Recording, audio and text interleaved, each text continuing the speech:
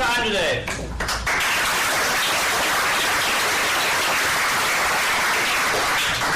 Thank you for attending the Racing for Recovery Support Group meeting. We are focused on maintaining a drug-free and healthy lifestyle. Since 2001, our open forum meetings welcome parents, adolescents, recovering individuals, and anyone who supports our mission. Your suggestions, comments, or ideas are welcome to make the meetings the best they can be. The Racing for Recovery Support Group meeting is a cutting-edge alternative to what is currently offered by combining substance abusers, families, friends, and the public at large. We have created an environment that is beneficial to everyone who has been affected by alcohol or drug addiction. Meeting start time is 7 p.m. Please be on time. Please turn off cell phones and ringers to vibrate and refrain from posting on social media during the meeting to show respect and courtesy to yourself and others. Please only one person speaking at a time. Please speak loudly so that everyone can hear. Proof of attendance is gladly provided. Please turn in your paperwork prior to the meeting. You can pick it up at the end of the meeting. Honesty is required.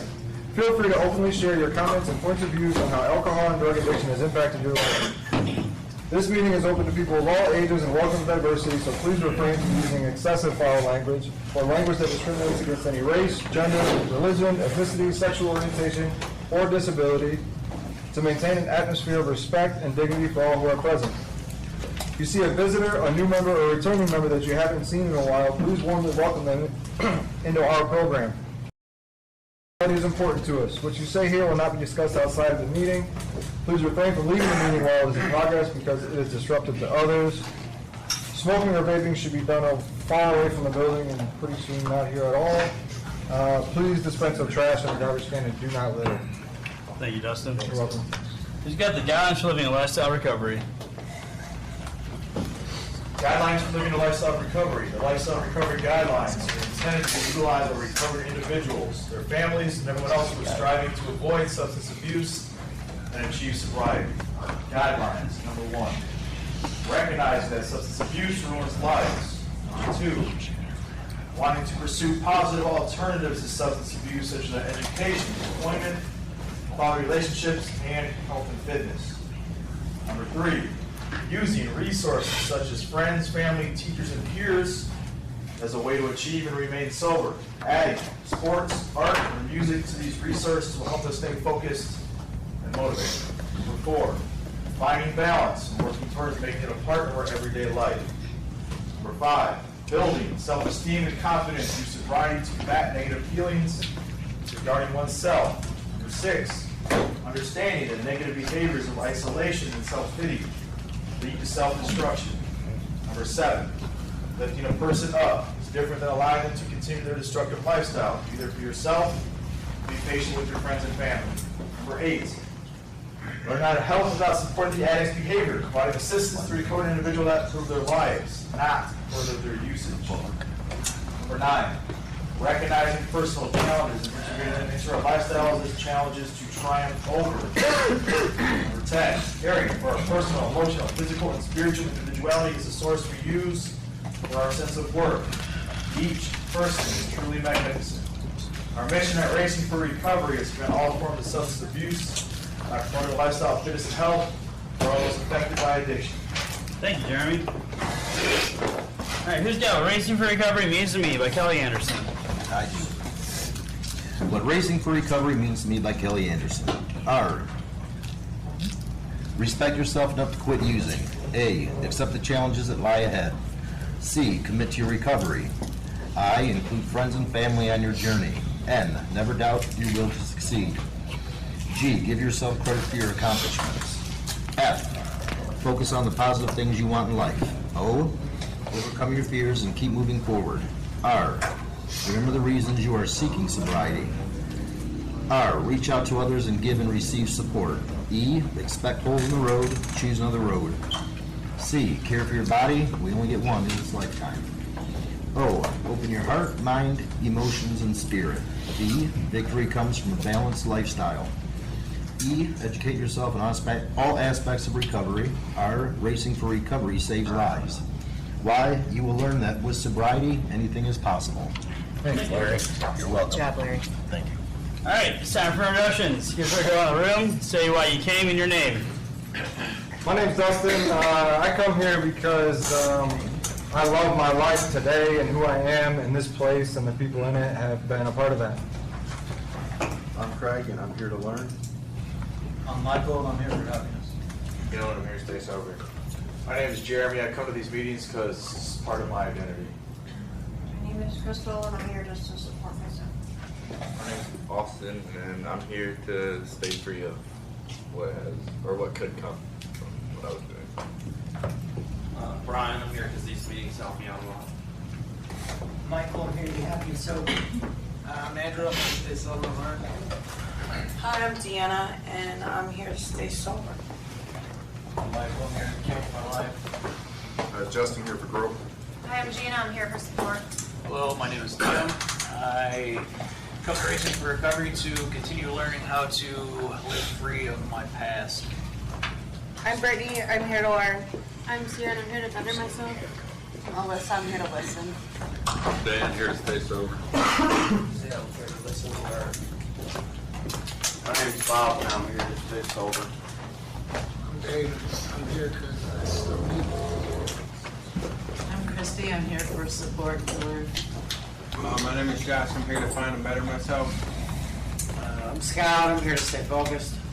I'm Kristen, I'm here to heal. I'm Deanna. I'm here to like these book studies. There's a lot of good stuff in this book. I'm Sean. I'm here. It's Monday night. I'm Larry, I'm here. I enjoy the Monday evening meeting, and that's it. I'm Ray. I'm here because I deserve it. I'm Tony. I'm here for change. I'm Dennis. I'm here to learn. I'm Gary, I'm Steven's dad, here to get back all the wonderful things that racing's done for the family. My name is Debbie. I'm Steve's mom, and every day I'm grateful for his love. My name's Tom. I want to continue to grow. My name's Terry. I'm here to listen. My name's Tom. I'm here to better myself. My name's Mike. I'm here to keep mind, body, and soul healthy and sober. My name is Ashley, and I'm here because I'm grateful to be alive. I'm Patrick, and I'm here because this is part of my routine, and to remain grateful and to continue to grow. My name's Eric, and I come here for more reasons than I could probably count. Tonight, I am here to support my new friend. My name's Faye, and I'm here to give and get support. My name's Josh. I'm here for the positivity. I'm AJ. I'm here for structure.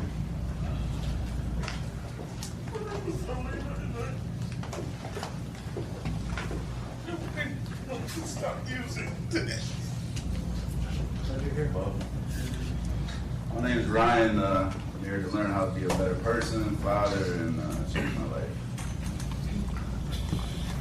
My name's Joe, and I am here because for the first time in my life, I'm excited for where my future's going. I'm Brittany, and I'm here because I refuse to be a victim anymore, and I'm accepting the things that have happened to me, and I'm letting them go. I'm Diane. I'm here to learn patience. I'm Tiffany, and I'm here to remain teachable. I'm Sierra, and I'm here to continue to grow my sobriety. I'm Heidi, and I'm here not to be angry anymore. My name's Derek. Okay, I don't matter. Hey, Jesse, you can go real quick. I'm Jess. I'm here for humility. Back there. Back to you. I'm done.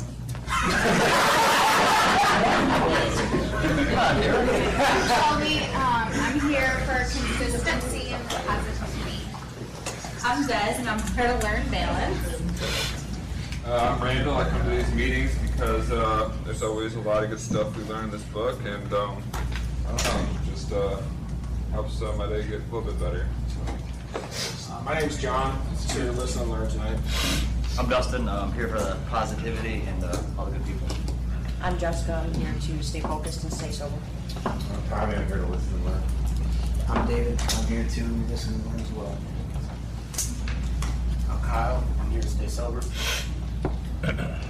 James, I'm here to learn how to trust people. I'm Steven. I'm here to stay sober. I'm Randy. Here to listen and learn.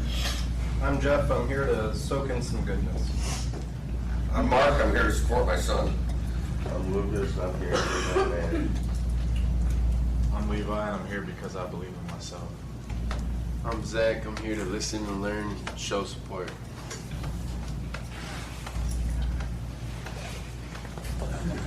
I'm Steve. I'm here to stay sober as well. My name's Jeff. I'm here because I owe it to myself to be here. I'm Luke. I'm here to try a different lifestyle for a change. I'm Nick. I'm here to stay sober and because I need to be here. I'm Josh. I'm here to continue to grow as a person and move forward in life. I'm Heather, and I'm here because I'm worth it. I'm Allie, and I'm here for guidance. I'm Adam, and I'm here to learn from the school book. I'm Samantha, and I'm here to keep learning. I'm Joe. I'm here to remain teachable, and it's part of my routine. My name's Steven, and I'm here today with Des to learn about balance. So, yeah. Who's got the answer by Donald D. Carr? The Answer by Donald D. Carr. Running from the misery, trying to escape the pain. As I approach the light of hope that lies before me, each step overwhelms me. Every breath sears my throat. I ache. My body rebels against me. My memories torment me. Agony has become my closest companion. Demons mock me as I dangle helplessly above the abyss of alcohol and drug abuse. The voices all sound the same, criticizing, accusing, blaming me for what has happened. They don't understand. They don't care who I am. I am a human being, full of thoughts and feelings. I am worth saving. Just show me the way. At last, I reach the light of promise. There stands the answer. Open arms, understanding smiles, looks of trust. And so it begins, bracing for recovery. Thank you, Joe. All right, announcements. Who's got something? Anything about softball? Anything about a race coming up? AJ? Yeah, my volleyball team's 0-6, so I'm gonna throw that out there. 0-6? All right, well, you're going to get one win again, eventually. We're just saying this tournament. There you go. So volleyball, and there's a race coming up in October, guys. Hope you guys have been training. Hope you guys have been walking, jogging, running. It's going to be a good time. I'll see you there. All right. As you can see from the introductions, our meetings are for everyone affected by self-destructive behaviors. No topic is off limits. If you have a question or something you'd like to discuss, we encourage you to bring it up early so we have time to discuss it. With that being said, does anyone have anything they'd like to talk about before we get started in the book? Anything good? Oh, Joe. I have something to share that happened. I found out today, but it happened over the course of the past weekend, and at first it really pissed me off and made me angry. But someone has been consistently trying to get me in trouble by saying I've been places I haven't been, doing bad things I shouldn't be doing. Luckily for me, it's been during time frames I can prove, that I wasn't participating in those activities. But at first, it really pissed me off and made me very hateful to someone specific who I think it was. But now that I reflect back on it, for them to lie and go to such drastic measures to try to get me in trouble, like, I feel bad for them. Like, how miserable is their life that that's what they're choosing to do with their free time, And also, like, I'm really grateful and proud of myself that I'm not actively doing the things they're claiming I am, because, I'd be in a shitload of trouble, But also, even more importantly, like, I have a good life now. I have a good relationship with everybody in here, really. I have a really good home life, and none of that would be possible if I was continuing to, disrespect myself by getting high. So, at first I was really, really pissed and upset and, hurt, almost victimized in a sense. But, I just feel bad for them, and, I think I'm going to pray for them tonight. Hey, Joe. Anyone else? All right. We are on page 46, Finding Your Own Balance. Des, you want to read for us? Somebody else. You pretty much have to. All right, who else would like to read? I'll read. Derek, you can read. Okay. Finding your own balance. Like everyone I work with, I couldn't be more proud of Ben. He gets it. He knows that successful recovery is about balance. He works as a cook right now, but he's aiming to make a career as a professional artist. And if he brings the same determination and passion that he's brought to marathons and triathlons, I have no doubt that he'll do it. So how do you find and maintain balance in your own life? It's a matter of degree and intention. Degree, how much of your time and energy do you invest in any one pursuit? Intention, is your goal to lose yourself in a pursuit or to have it be one part of a holistic picture? Oh, is it your goal to lose yourself in a pursuit or to have it be one part of a holistic picture of your life? I'd like to say something. You can keep going and then say it afterwards if you like. Or you can stop No, now. I'm done reading. Well, what would you like to say then? You know, as far as the holistic part of my life, I take this sobriety extremely serious, and I wake up and I really thought God, religion, whatever you want to call it, was a hoax. I thought it was, to control the masses, for people to pay their tax because it's God's will. But, there's so much more to God than is described by man. And these religions are the best attempt to describe him or other. And I'm a self-proclaimed Christian myself because the best way for me to relate to God is through these testaments and scriptures and stuff that people have been doing for thousands of years. But if anybody's got something new, let me know. I'm optimistic and open. But as far as incorporating this lifestyle of recovery into a holistic well-being, because that's what I'm going for with the membership next door to the fitness place, and the biking around town like a freaking animal. Almost 10 years consecutively as a commuter on a bicycle. Some would say that's crazy, but I'd rather be doing that than hitting the pipe or, one time I did a wash. Really? How desperate do you have to be? And I was desperate in that sound. But, I rely on people like yourself in these ways. Thanks. Thanks, Eric. I want to pick up right now. All right, cool. All right, you need both, right? Yeah. Yep. All right, you need both to have a healthy balance. For example, I know triathletes who have also worked their kids' soccer games into their lives, but who, when push comes to shove, miss a lot of games because they're training. That's one of the reasons I have so much respect for Chris McCormick, the two-time Ironman world champion and the one of the greatest triathletes in the history of sports. He could do any race anywhere in the world, but he dialed back his schedule because he figured that he'd spent enough days on the road, away from his wife and children in Australia. That's an awareness of the importance of balance. Serious triathletes, pro or amateur, have high divorce rate.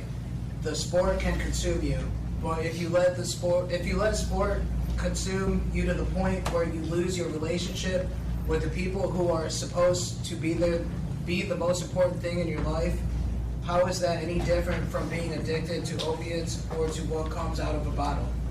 I've come up with my own strategy for creating a life of balance after recovering from substance abuse.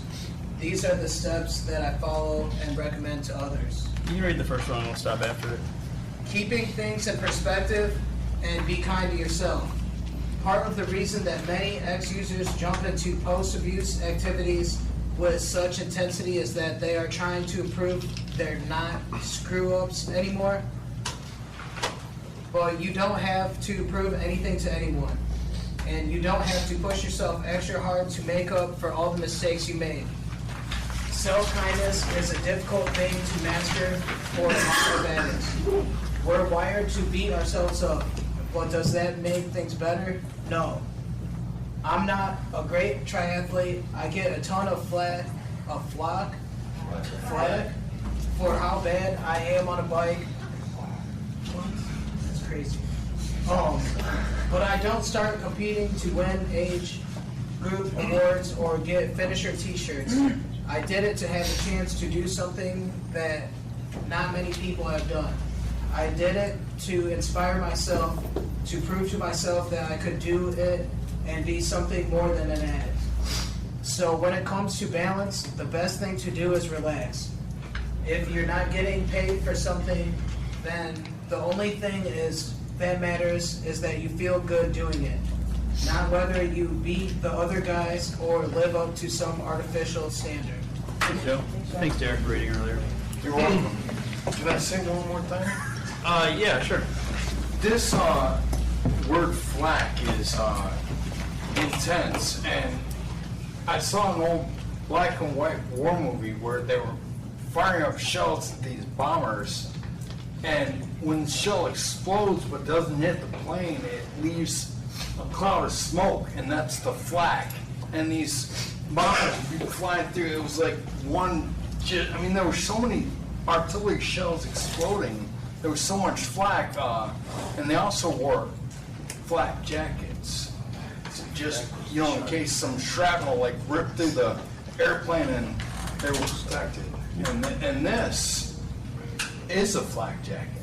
I like what you did there. That was a nice metaphor. Way to bring it back around. I was wondering where she's going. It's good. You pulled it off nicely. Bam. Nice. I wasn't worried. All right, so like I always say, guys, there's a lot of good stuff in here, and a main part of it I really enjoyed personally was the part where he said, it was during number 1, key things to respect and be kind to yourself, is the self-kindness. Self-kindness is something that was very difficult for me at first and sometimes still is today.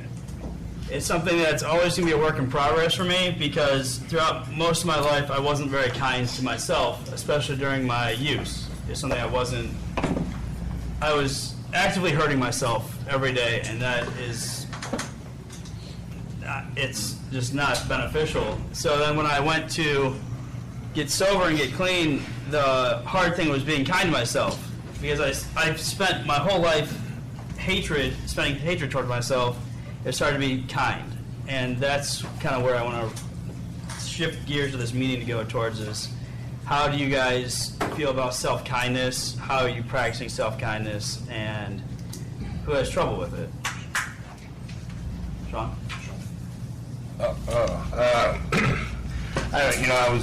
When I was reading the one part down at the bottom where it says when it comes to balance, the best thing to do is relax. That's not me. I know if I relax, that's when I get off balance.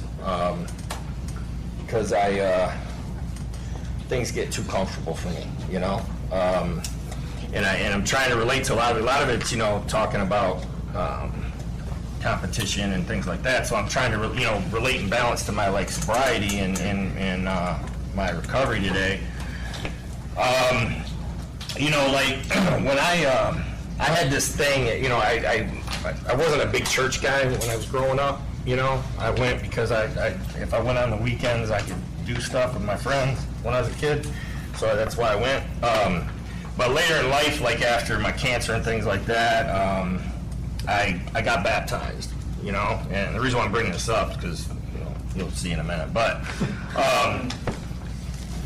I thought if I was spiritually fit, I had balance, because I had God, and I really believed when I got baptized that all my sins were washed away.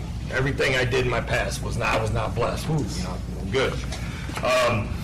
And then what had happened was I didn't actually put a lot of things into action, right? And then I thought just, okay, if I go to work, I go to church, I'm on balance. I got balance, right? That didn't work out real well for me. I remember somebody telling me one time, you know, you got to be 100% spiritually fit. As long as you go to church and you pray every day, which I pray every morning, every night, you're spiritually fit. And then I sat there and I watched one time. I'm like, well, okay, if I'm 100% spiritually fit, cut in front of me at a buffet line once. And watch how spiritually fit I become, or unbecome, real quick, right? And so I started understanding that a lot of things that I was doing, it was all action. So today, and actually someone at work brought the balance up today. We were talking about that. And I'm sitting there thinking, how am I really having balance today? Like for me, how do I define that for me today? Because I go to work, and then I go to meetings, and I do stuff in my recovery, and okay, yeah, I guess you can call that balance. But what happens when I get knocked off balance real quick with something that comes at me that I don't see coming? You know, how do I put that action in, right? And, you know, I had someone tell me at work today, he said, you know what, if you start taking suggestions and listening because your way did not work, you might have some balance today, you know? Told me that today at work, you know, stop thinking, you know, my boss said that. But, and I had to really look at that for a minute, you know, start taking suggestions, start doing stuff other people are telling me to do because my way definitely did not work, and it's not working today, to be honest with you. I have to really start listening to others. And that doesn't mean everybody has to do that. I'm just saying for me, I know my track record's not good with that. You know, I make dumb decisions, so my balance is really off, you know. So getting back to that, just understanding that, you know, so I try to every day, okay, pray on my knees, get up, read some lunch, go to the gym, go to work, get done with work, come back, be active here, IOP, do some stuff, you know, on the weekends, you know, do things where we go shopping, whatever, try to get to church, you know, which I need to start doing a little more. That's balance. But I have to understand that just because I do all that stuff, it's the things in between, you know, that doesn't mean I'm always balanced. You know what I mean? Things are I got to be expecting the unexpected all the time. Like I had a phone call prior to coming in here. That unexpected, it's coming, you know. I put it off. I wasn't thinking about it, you know, but it's gonna happen. But I'm okay with that today. So I got some balance there with that. So I like that topic. You know, everybody talks about that all the time in these meetings. I know Des brings it up a lot and stuff like that. And I think it's, you know, Randall and we talk about balance. I love it. But man, I never really, if I relax, if I really, really relax, and man, I'm not on balance. I'm really off because my way just for so many years has been screwed up. You know, I don't even know how to, I'm just starting to learn how to pay bills on time, you know, for the first time in my life. That's crazy, you know. So yeah, I like that topic. It's pretty good. Thank you. Thanks, Sean. Thank you, Sean. I'm learning how to pay bills as well. Don't feel alone in that realm.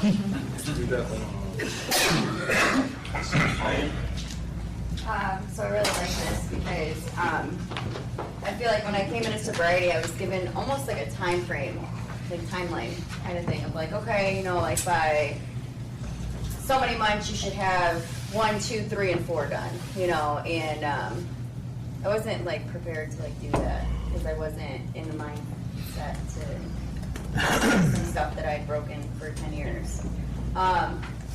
So then like coming into like here and like being able to like apply like this program to like my life is kind of like teaching me how to be kind to myself. Like, you know, that like I get to like take time out of my week for just me, and like I do that with like my IOP sessions, by coming to these meetings, by talking to peers about things, you know, that I'm going through and stuff like that. Like I feel like that's a lot of self-care. And like if it was up to my parents, I would have had a job at 4 months. of sobriety. And then I would have went back out and used and started it all over again. But like listening to people and like learning from like others' choices, like I learned that like I had to be completely prepared to do that. I didn't want to overwhelm myself. Like we had talked about it in the IOP today, and it was like if I held myself to the standard of other people of what should be like normal, you know, I would have a house, I would have a car, I would have all these things, but I wouldn't be happy. And to them, that should make me happy. But like, because I'm a recovering addict, that stuff doesn't do anything for me. You know, like it's all internal. Because I don't use because I drive a shitty car. I use because I hate myself, you know, and I don't like the life I live.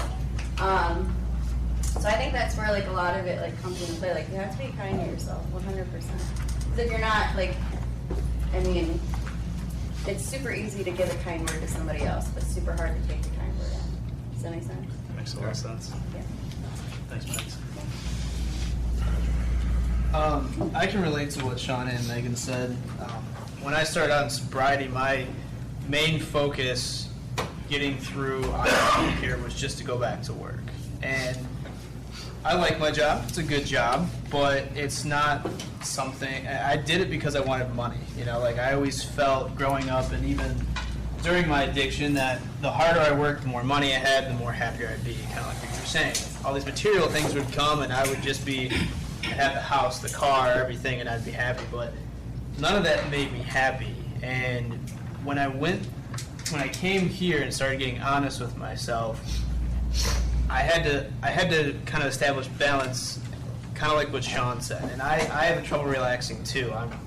I like to always be doing something. I can't really. We were just talking about how I can't sit still. Like these guys are talking about doing yoga, and I'm like, fuck that. Like I gotta go do something. I can't just sit in a room for like however long. And I had to literally teach myself to relax and take time out of the day to focus on myself. When I first got sober, my balance was probably way out of whack. I would, like you said, go to work out, and then come here. You know, I didn't have a whole lot else. And as I kind of branched out, I had to slowly make time for stuff that made me happy. Not because it was making me money, not because it was making someone else happy, but because I genuinely enjoyed doing those things. So now when I catch myself, you know, working a little bit of overtime or working when I go home, I have to stop. I have to say, you know what? I'm going to put this away because work's always going to be there. It's going to be there when I get back tomorrow morning. I'm not going to worry about that. I have to take time to make sure I take care of myself. And a big part of that is this place and staying connected, not just because I enjoy this place, because I enjoy spending time with all of you guys and kind of hearing different perspectives, because it reminds me, especially those nights when I go home and there's no one else there but me, and I start getting into my feelings and that bad place in my head, that I can come here and have all you guys to bounce ideas off of, and I'm not alone. So taking time to take care of myself and be kind to myself, that's something that took me a long time to learn. And there's no time frame in sobriety, and I hate when people try to force that on people and say, you need to have this, this, and this by this time. Man, sobriety is a journey. It's not a sprint. It's a never-ending journey of self-betterment, and I don't have a timeline in my head for when things are going to happen. Things are going to play out how things are going to play out. My job is just to be sure that I control my reaction to what happens each day. So. Wow, that was awesome. Thank you. Deanna. There's like a lot of stuff going through my head right now about this, and like the stuff that we read, and that even like that last sentence, or not the last sentence, but the sentence where he was talking about to prove to himself that he could do it and be something more than an addict. I think the biggest hurdle for me is proving to myself, because like so many times trying and failing, and you know,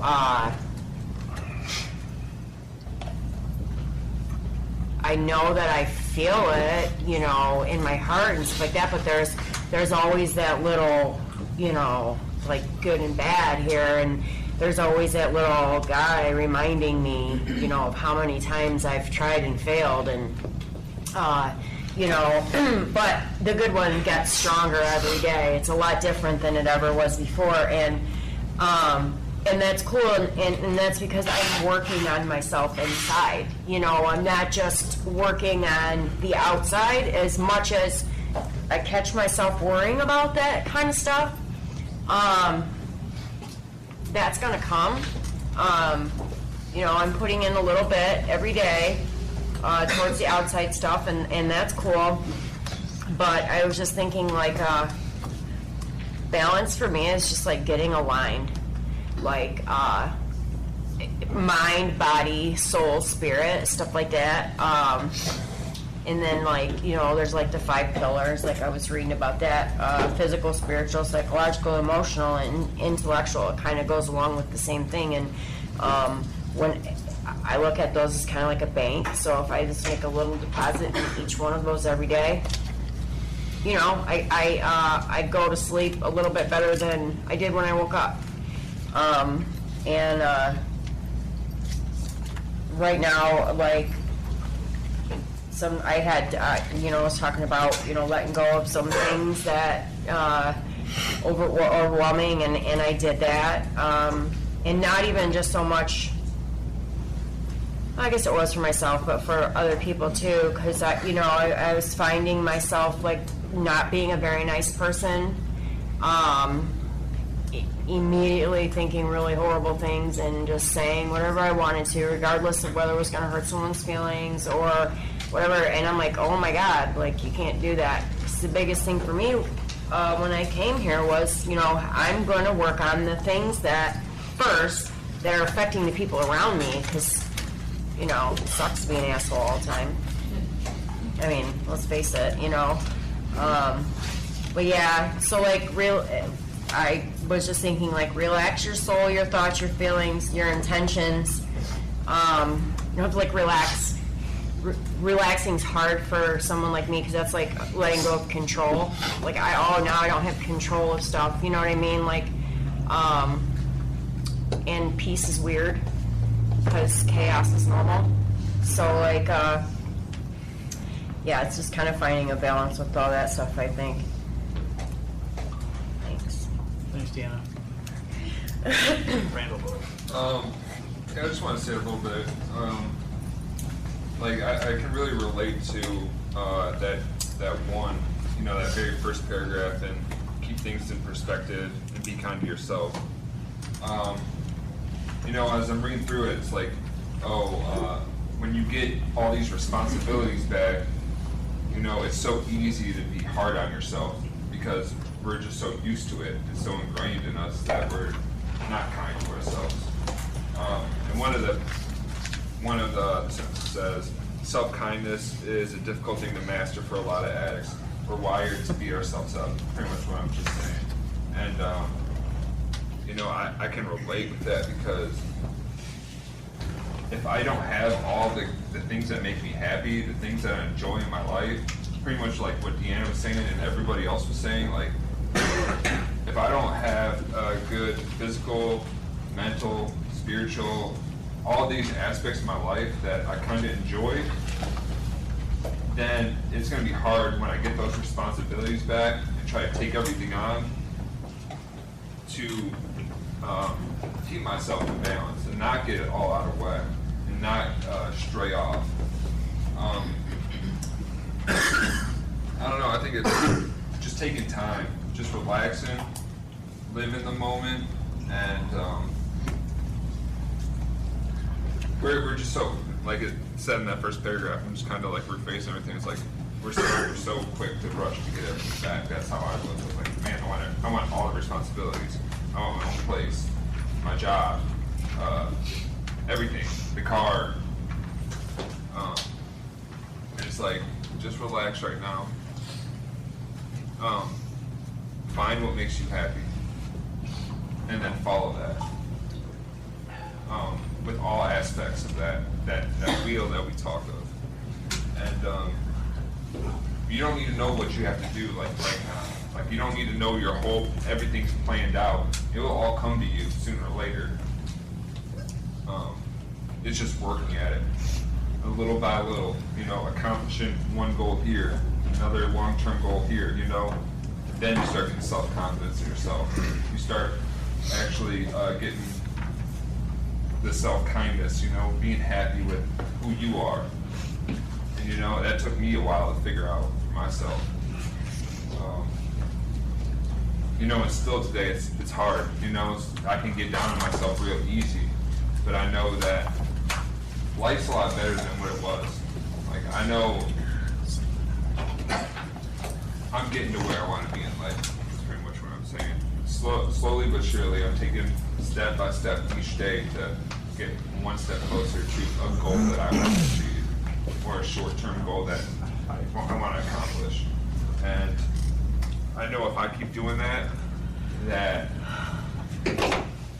anything's possible, just like what the slogan pretty much says. So yeah, that's all I got. Thanks, Randall. The thing about self-kindness and working on yourself and this journey we're on is it's literally a journey. And even the days where you feel like you don't accomplish a goal or you didn't get like what you wanted out of it, as long as you stayed sober and you persevered, you can do it the next day.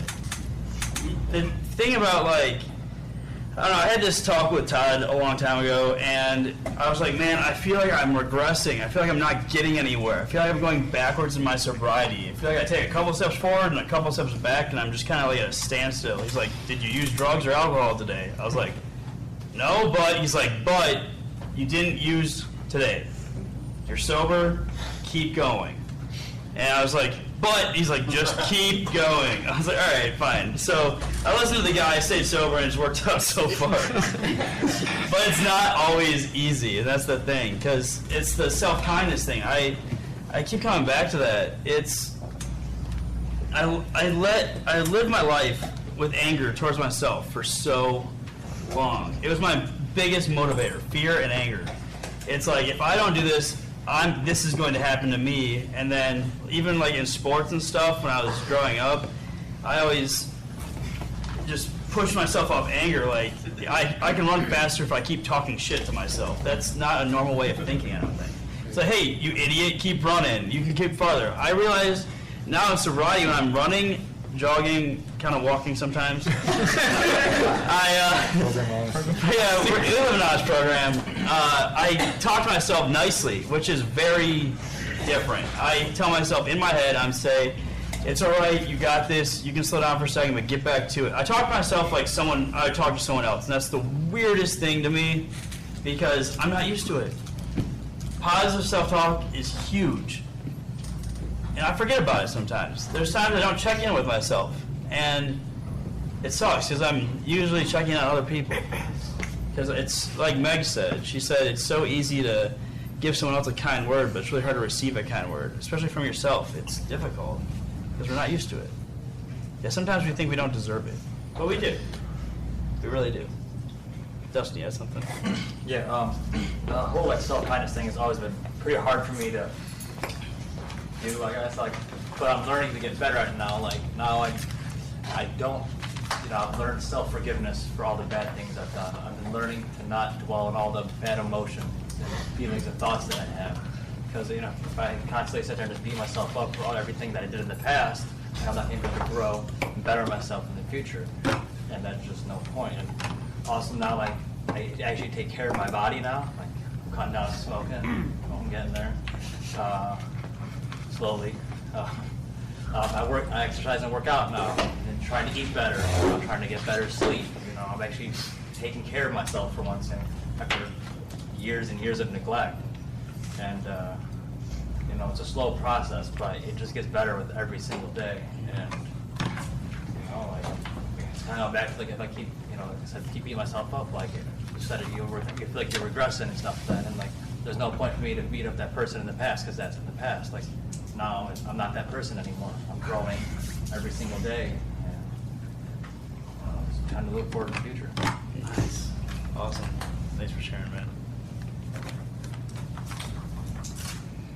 Yeah, Levi. I'll share something. I almost was forced to be kind to myself and have to because socially, I don't seek validation from people or I don't seek to be liked by people. I've found that I like myself, you know, in general, and I beat myself up over the using part and the bad things I've done. But overall, being liking myself and being kind to myself, treating my body and my mind right, has gotten me really good relationships with people in general, as opposed to like seeking if they like me or not. The energy that I give off by liking myself is what attracts people to you, you know, in general. It's a big deal. I think that a lot of people should really take that into consideration, that not everybody's gonna like you or love you or anything really. And you gotta, I got me, you know what I'm saying? Like, you gotta get you, period, you know? At the end of the day, like, you're gonna die by yourself. And not that, like, your life, like, my life doesn't matter or anything, but I gotta love me, I gotta like me. So that energy spreads, though, you know, in a positive way. I just always thought about it that way, personally, is that I gotta get me, you know? It's like a harsh truth in a sense, but it's very beneficial because, like Joe was saying, or someone else was saying too, and at the end of the day, you just have yourself. And when you're trying to sleep, falling asleep at night, you're in your own thoughts. That's when you have to be kind to yourself, and that's when you have to really practice this. It's like Sean's in between the events, the little unexpected things. It's the hours outside of the meeting. It's the hours outside of IOP. It's the hours outside of when people are looking. It's when you're by yourself and no one else is around. And you forget that you did something. You want to say, hey, you idiot, why did you do that? But you say instead, it's all right. I'm human. I can make mistakes sometimes. It's I don't know, it's different. Because I'm used to calling myself a freaking moron all the time. And it's definitely hard sometimes to just be like, hey, it's all right. You'll get it next time, bud. And I'm just like, all right, thanks. It's interesting. Who's got something? Yeah, it's Raya. I was just jotting this down. I said I owe it to myself to be patient. I have to constantly remind myself sometimes to just go with the flow. I didn't get here overnight, so it's kind of unrealistic to see the results and the changes that I'm making right now. I feel like I'm wise enough to know now that there's no need to rush into anything and just try to remember to focus on what I'm doing right now. You know, I got big dreams. I have this idea of how I want my future 5 years to be. And I was just thinking about it. It's like certain things you cannot plan. You know, you can't. You just kind of gotta like go with the flow. I don't want to go into detail because some of it's personal, but there's certain things that, you know, I want to do. And I find myself getting frustrated because it's kind of complicated, you know, like, okay, for instance, I'll share this, you know, I have one daughter, you know, I want to have more children. I can't just plan in 5 years to say that, you know, I'm going to have a baby and I'm going to be a mom and I'm going to have the husband, the house. I mean, you can't do that. And I kind of frustrate myself, you know, with that, like with music or, you know what I'm saying, certain stuff you just can't plan, so you just kind of got to go with the flow. And so I feel like the best thing that I can do for myself is just be patient and be content with where I am right now. That's good. Thank you. Go for it. Hello. I'm here to help support Levi and like learn and stuff, but I don't know, I always just like putting in my 2 cents if I feel like it's something that could help someone, but basically, yeah, I just hear a lot of people talking about, I don't know, it kind of comes across as like materialistic values or stuff like that. And I just feel like nowadays, I feel like our generation or social media, the internet and everything has us like kind of, always has us comparing ourselves to other people for materialistic things. And I just don't think it's healthy. Like, and it's so easy to do it without even thinking about it. It just happens subconsciously, like looking at ads, looking at everything around us, or just the newest cars. Everything's materialistic. Like, everybody's worried about how their car looks, but the engine could be a piece of crap. They don't care. They only care about how it looks, or, you know, how it appears. But I'm just, the only reason why I'm coming back to this is always growing up, I grew up poor. I always wanted everything big and bad, and wanted to be rich.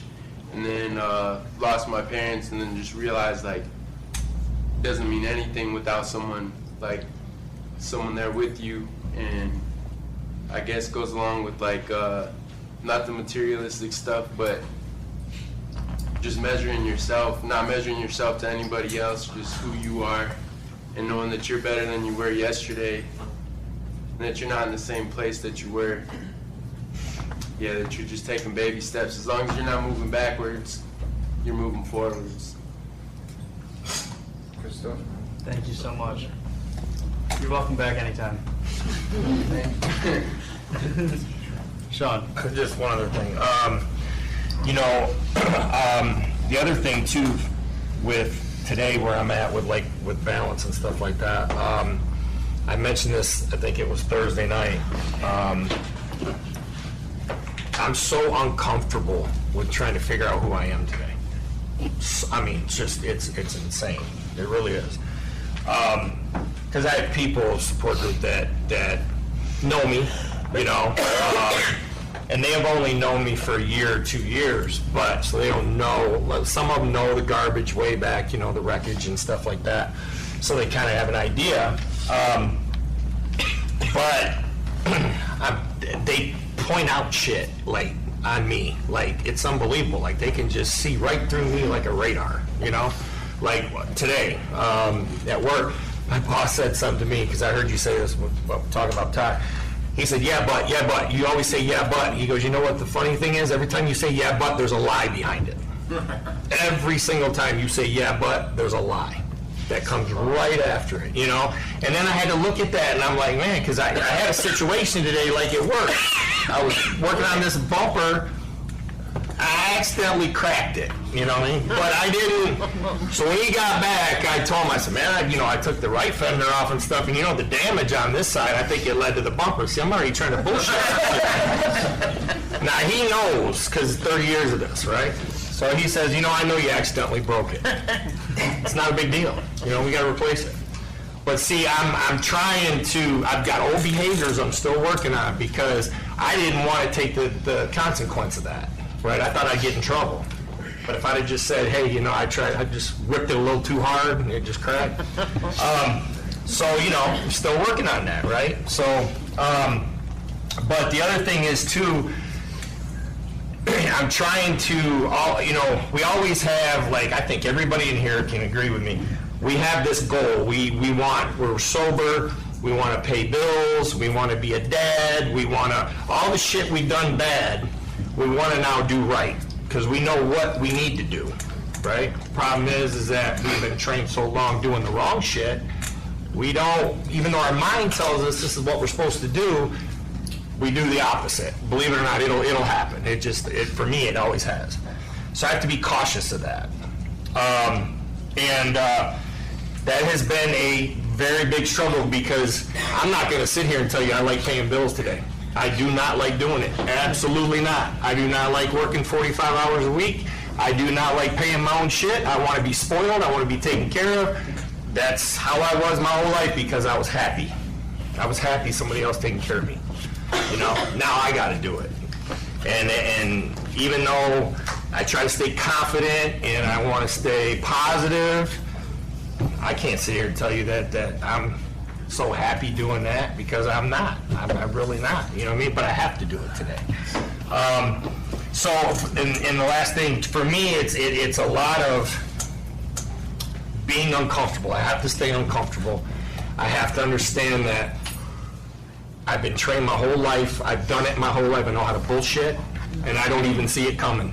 I can talk to you and make you twist the story with you, and immediately I'll think it's so true, and you'll look at me like I'm a damn idiot, you know? So I have to be aware of that today. But like I said, balance is really hard for me because it's getting out of Sean, you know, not understanding that I'm like a toddler right now. I don't know nothing, and I got to take suggestions from people, because if the moment I think I know what I'm doing, the moment I think I'm doing the right thing, bam, there it comes. You know what I mean? And then I don't know how to handle that situation. If I start worrying about other people, what they're saying about me, what they're doing, I got to take a look in the mirror. Maybe it's some shit I really am doing, you know, but I just don't want to admit it, you know, because it's bothering me. Somebody else thinks some shit about me. So I have to look at stuff like that. Thanks, Sean. Anyone else? Closing thought, balance is very important. It's also a pretty nice local restaurant. Go check it out sometime. Patrick, you have it. Autobiography in 5 short chapters by Portia Nelson. I walk down the street. There is a deep hole in the sidewalk. I fall in. I am lost. I am hopeless. It isn't my fault. It takes forever to find a way out. I walk down the same street. There is a deep hole in the sidewalk. I pretend I don't see it. I fall in again. I can't believe I am in the same place, but it isn't my fault. It takes a long time to get out. I walk down the same street. There is a deep hole in the sidewalk. I see it is there. I still fall in. It's a habit. My eyes are open. I know where I am. It is my fault. I get out immediately. I walk down the same street. There is a deep hole in the sidewalk. I walk around it. I walk down another street. Thanks for coming, everyone.